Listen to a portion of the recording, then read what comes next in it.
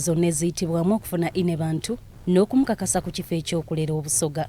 Ng'ennaku z'omwezi 7 Septemba w'omwaka guno obusoga bwajjula essanyu oluvannyuma lw'okubanjulira Her Royal Highness Jovia Mutesi nti ye Inebantu wa Busoga. Okulangirira kuno kwakulemberwamu Katuukiro Dr. Joseph Muvawalansekere era n'alangirira ng'ennaku z'omwezi 18 Novemba w'omwaka guno nga lwe lunaku lw'embaga. Ng'ennaku z'omwezi 18 omwezi ogw'ekuminoomulala omwaka 2023 aidaaje Bugembe mu Kasidro okuloopa obufumbo obutukuvu. BBS Terefayina yabitaddemu engatto yogayoga mayuge mu maka Inebantu gy'azaalibwa era taata we Bayole Stanley atubuulidde enteekateeka nga bwe zitambula ez'olunaku olukubye koodi.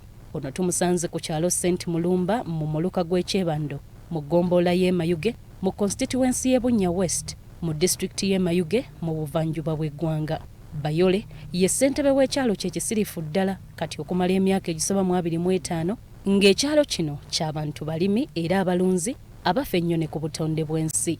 Nga tukkalidde muzaamugula atutegeezezza nti Inebantu ye mwana waabwe asooka era amawulire g'okuba nti Isebantu Kyabazinga Gabula Nadyopo owookuna yali asiimye okumukuba empeta gaali mawulire ga ssanyu ddala eri ye ng'omuzadde. Kyali kyamagero kubanga omwana yali atendekeddwa, asomeseddwa, abuuliriddwa, akuziddwa, amanye emirimu. Ng'omuzadde walisiimye okulaba omwana wo ng'agenda mu bufumbo obutukuvu era yabuleese, Mukama yakituukiriza. Amakula gonna yagaleeta tina kyemmanja era ndi musanyufu nnyo, kika kisanyufu nnyo, tuli basiimu nnyo. Taata byonna yabikola. Agamba nti beeteeseteese bulungi okwaŋŋanga olunaku lw'embaga eyengedde kale nga balinze bulinze essaawa okujaagaana. Lunaku mulindwa le lusigadde naye nga tuli beeteefuteefu ffenna kubanga tumanyi nti embaga tumanyisiddwa embuga nti embaga eno egenda kubeera ku ze Terefayina zonna. Emabega wange ge maka agasangibwa ku kyalo ekya St. Mulumba era nga ge maka omuva Inebantu maama wa Busoga. Wano taata w'omumaka muno wasinzidde n'avumirira abantu bonna naddala abo abakozesa omutimbagano okwogera ebitaliiko mutwe n'amagulu naddala ku buzaale obwa Inebantu. Ku mitimbagano tujigirize abantu engeri yogikozesaamu naye abantu bagikozesezza mu bubi nga bwe ngambye owulira abamu nga bavumagana koza omusajja ali Rwanda, koza ali Tanzania, koza aliwa simanyi oba munsanze Tanzania. Kati abo bo abagenda boogera bye boogera ebitaliimu ebitali bya busa ebyokwonoona amanya n'okwogera ebirala nze mbakwasa Mukama Katonda. Bayole asabye Inebantu ng'alera obusoga essira aliteeke ku kulera abaana ab'obuwala ng'ayita mu kubabuulirira n'okubalaga ebirungi ebiri mu kusoma mu kifo ky'okuzaala nga tebanneetuuka.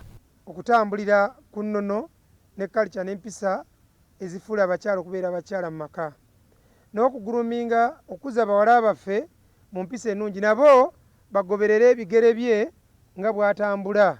Agamba nti Inebantu atendekeddwa mu mbeera zonna naddala mu kukulembeza eddiini, empisa n'obugunjufu era asabye abazadde okufaayo ennyo okutegeka abaana mu kifo ky'okubateekerateekera. N'olaba omuzadde asitudde iPhone agiwadde omwana wa senior 1 ng'agenda naye ku ssomero gikozesa ki? Ositudde emmotoka mwana wa senior 2 yagenda naye ku ssomero.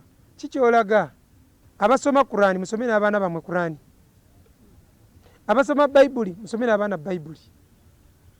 Omwana ali mu kutya Katonda, omwana akula. Abaana tubawe ebyetaagisiza ebikola ebirungi, tuleme kubawa overdose. Twogeddeko n'abatakansi b'e Mayuge be tusanze babugaanye essanyu nga bakulembeddwamu Nnaku Moses eyali ne ku mukolo gw'okwanjula maama wa Inebantu ne batubuulira nti baakubinuka masejjere ku lw'omukaaga lwa Sabbiiti eno. Ffe ku kyaki oyinza otya obutakiwa bujulizi, twagala bujulizi. Emirembe gyonna gyatukkira, essanyu lyagala okututta. Nze nja kubeera wano ku Bunya we bateeseteese omukolo. Abatuuka eri ku kanisa mbaagaza mirembe basanyuke badde bulungi. Kyebazinga omukulu mu kitundu Obusoga asigalayo ne munne nga banyumya. Mama wefe ajje ku mulubiri atufumbire kamere wetuvanga eno tuti mbiro wa baba Kyabazinga.